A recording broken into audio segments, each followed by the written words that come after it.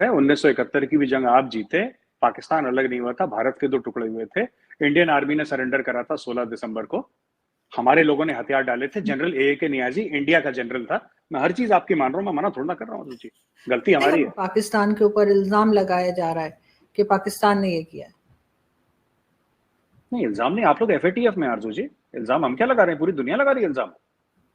भाई आप लोग फाइनेंशियल एक्शन टास्क फोर्स में मनी लॉन्ड्रिंग और टेररिस्ट एक्टिविटीज को फंड करने के लिए पूरा मुल्क कितने साल से एफएटीएफ की ग्रे लिस्ट में है। इसमें गौरव आर्या ने कौन सी साजिश कर दी? नहीं, तो बात नए काम की नहीं है, पुराने काम इतनी जल्दी नहीं रुकते आरजू जी। आपने जो जिहाद 30-40 साल से चलाया है, इतने हजारों लोग मर गए हैं। जियाउल हक ने इस पूरी कौम को रेडिकलाइज कर दिया। 1979 से रेडिकलाइजेशन ऑफ पाकिस्तान शुरू हो गया, या उसके भी पहले।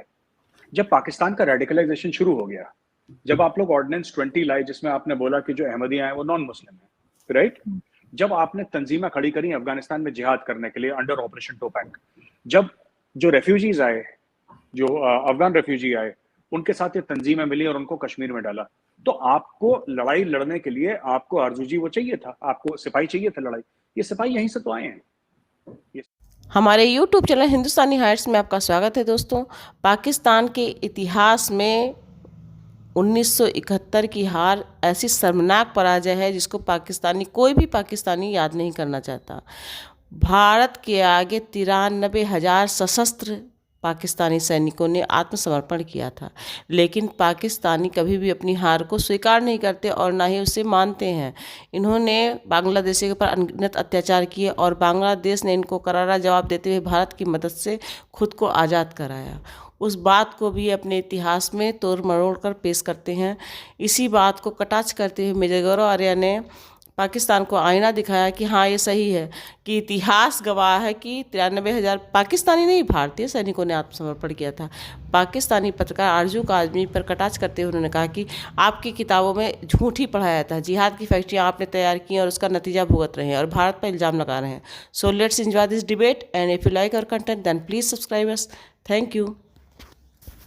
लेकिन मैं फिर भी कह रही हूँ कि हमारे यहाँ वाकई में नहीं होता ये। आपने जैसा मर्जी कमेंट किया, हमारे यहाँ सच में नहीं होता। सही बात है, 1971 की भी जंग आप जीते। पाकिस्तान अलग नहीं हुआ था, भारत के दो टुकड़े हुए थे।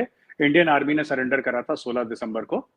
हमारे लोगों ने हथियार डाले थे। जनरल ए के नियाजी इंडिया का जनरल था। मैं हर चीज आपकी मान रहा हूँ, मैं मना थोड़ा ना कर रहा हूँ। जी, गलती हमारी है। मगर हम सुसाइड फिर भी नहीं करते, हम हथियार डाल देते हैं, सुसाइड नहीं करते। आरजू जी ऐसा है ना, पाकिस्तानी फौज के अंदर क्या हो रहा है वो तो छोड़ दीजिए। आपको अभी तक ये नहीं पता कि सीपैक की क्या डील है। अगर मैं आपसे पूछ लूं, कोई भी बड़ा से बड़ा तीसमार खान, तुर्रम खान पाकिस्तानी अब ले आइए, वो बता दे सीपैक की क्या डील है। आपको लगता है, आपको लगता है। और मैं एक बात बताऊं, मुझे कहना नहीं चाहिए, कड़वी बात है, लेकिन जनरल ए के नियाजी, आप कहते हैं ना आपकी फौज में सुसाइड नहीं होता, जनरल ए के नियाजी को कर लेना चाहिए था। अगर थोड़ी सी भी शर्म होती तो अपनी पिस्टल निकालता, अपने सर पे डालता और अपना भेजा वार कर देता। नाम है उसका ए के नियाजी, इतना लंबा चौड़ा नाम, और निकला अंदर से गीदड़। हद हो गई। उसको करना चाहिए था, खोपड़ी मारनी चाहिए था गोली अपनी। अब छोटी छोटी बातों पे खोपड़ी उड़ा दें हम अपनी, बता हथियार छोटी आपके आरजू जी, आपका आधा मुल्क चला गया। मतलब मैं आपको बात बताऊं, मैं आपको छोटी सी बात बताऊं। एक बहुत 1962 का किस्सा सुनाता हूं, जहां पे हम लोग वो जंग हार गए चाइना से ना। मेरी रेजिमेंट की कहानी है रिजांगला की, जहां पे 122 लोग थे, 122 थे। वो 3,000 चाइनीज से लड़े और 122 में से 114 एक रात में खत्म हो गए। उन्होंने हथियार नहीं डाले, उनको ब्रिगेड हेडक्वार्टर ने, खुद के इंडियन ब्रिगेड हेडक्वार्टर ने बोला था कि तुम लोग पीछे हट जाओ, अगर जिंदा रहोगे तो किसी और दिन लड़ोगे। नहीं हटे, वो खत्म हो गए। हाँ, वो हम जंग हार गए, लेकिन आज भी चाइनीज कहते हैं, आज भी चाइनीज कहते हैं तेरा Kumaon, bravest of the brave. तो बात ये नहीं होती, देखिए जीत और हार जंग में होती है, ये तो ऊपर वाले के हाथ में है, राइट?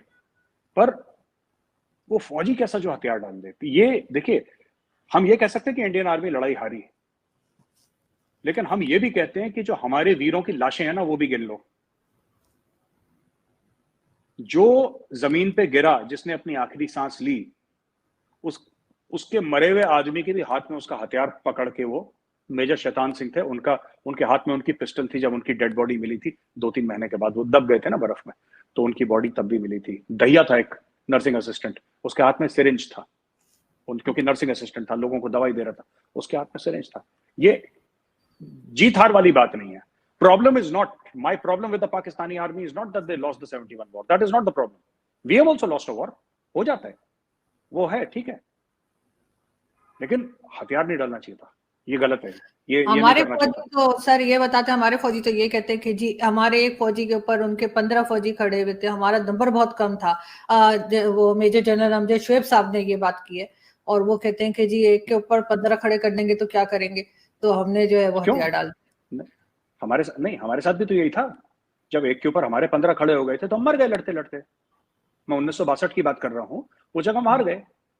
आप एक बार बता दीजिए जहां पे इंडियन आर्मी ने अपने हथियार डाले और जो कि हमने बोला कि नहीं हम अपने हथियार डाल रहे हैं। हमारे ऊपर भी तो 15-20 हो गए थे चाइनीज। 122 के ऊपर 3000 हो गए, आप गिन लीजिए कितने थे। 122 के ऊपर 3000 यानी कि करीब 25-26 एक के ऊपर लड़े ना, क्योंकि ये धर्म है फौजी का लड़ना, पीछे ना हारना, क्योंकि देश की इज्जत उसके हाथ में है। भारत की इज्जत क्या रह जाएगी अगर फौजी भाग गया तो? क्या हमारे देश की इज्जत रह जाएगी? तो इसलिए फौजी ने बोला कि नहीं साहब, यहीं पे आज रात को, मेजर शैतान सिंह ने बोला आज रात को, आज हमारी आखिरी रात है। उन्होंने बोला ठीक है साहब, done. They fought, they died way they fought, वहीं पे वीरगति को प्राप्त हो गए, पीछे कोई नहीं हटा। तो ये नहीं, ये गलत बात है। एक के ऊपर 15 हावी हो गए, 20, 100 हावी हो गए, 100 हावी हो गए, 1.25 लाख से एक लड़ावा, तब गोविंद सिंह नाम तरावा, ठीक है। एक से नहीं कर सकते, क्यों? बड़े उछल के रेडिकलाइज तो करा था कि आओ बेटा जिहाद लड़े। जब उनको जिहाद के लिए तैयार करते तो उसको ये भी तो एक बार बोल के देखो आपके, आओ बेटा जिहाद मत लड़ो। वो कह रहे हैं बड़ा मुश्किल है। नहीं गौरव जी, देखें जो सफेद कपड़ा होता है उसको आप ब्लैक कर सकते हैं, लेकिन ब्लैक को व्हाइट करना पॉसिबल नहीं होता। इसलिए मैं कह रही हूँ कि बहुत मुश्किल काम है कि दोबारा से इनके जो दिमाग खराब कर दिए वो ठीक किए जाएं, पॉसिबल नहीं लगता।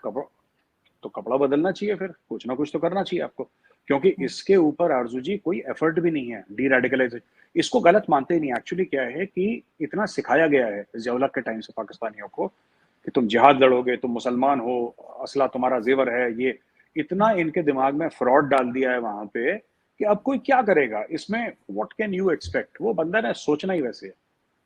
अब वो काट खाएगा जो इसको कंट्रोल करने के लिए आएगा, उसको सिखाने आएगा, उसको काट खाएगा, वो उसको मार डालेगा। मुशर्रफ पे जो अटैक हुआ था वो किसने करा था? पाकिस्तानी एयरफोर्स वालों ने अटैक करा था। जो ब्रिज के ऊपर बड़ा फेमस धमाका हुआ था और अटैक हुआ था मुशर्रफ के ऊपर, किसने करा था? तो Pakistani air force. It was not कि हिंदुस्तान से हिंदू टेररिस्ट आ गए थे और यहूदी आ गए थे बम, ऐसा नहीं है। पाकिस्तानी मुसलमानों ने, जो कि पाकिस्तानी अफवाज, Pakistani armed forces, Pakistani air force के मेंबर्स थे, सर्विंग मेंबर्स, उन्होंने साजिश के तहत अपने ही आर्मी चीफ और अपने ही प्रेसिडेंट को जान से मारने की कोशिश करी। ये स्टोरी है सच। बिल्कुल सही। साथ